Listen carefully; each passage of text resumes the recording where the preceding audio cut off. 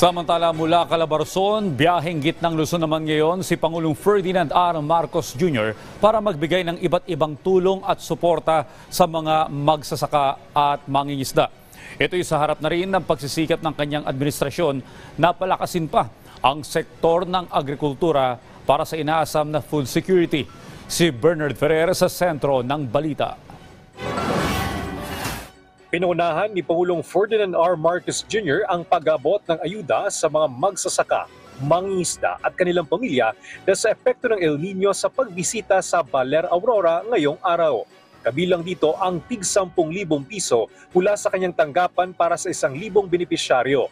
Namahagi rin ang Department of Social Welfare and Development ng tig 10,000 piso para sa 10,000 benepisyaryo sa ilalim ng kanilang AKAP program. Nagbigay naman ang Department of Agriculture ng ilang unit ng tractor, multi-tiller cultivator, pump and engine sets, hammer mill, cassava granulator at ilang pangkagamitan pangsaka. Gayon din ang fertilizer discount voucher, rice farmer financial assistance voucher at fuel assistance.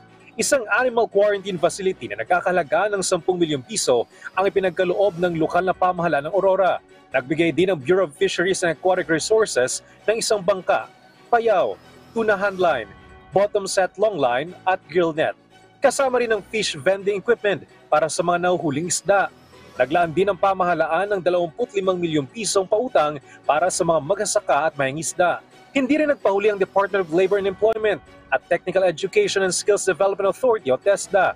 Nagbigay sila ng Integrated Livelihood Program, Scholarship at Training Support Fund. Tig 5 kilong bigas din ang handog ng lokal na pamahalaan ng Aurora para sa lahat ng dumalo sa Baler Convention Center. Muli ko pong pinapasalamatan ang ating mga bayani sa agrikultura at pangisdaan dito sa Aurora.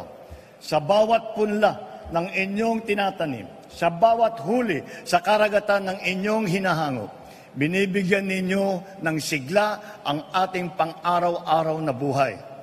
Naway magsilbing inspirasyon ang mga dala naming tulong upang lalo pa ninyong pag-iibayuhin ang inyong pagtulong sa ating bayan. Tiniyak ni Pangulong Marcos Jr.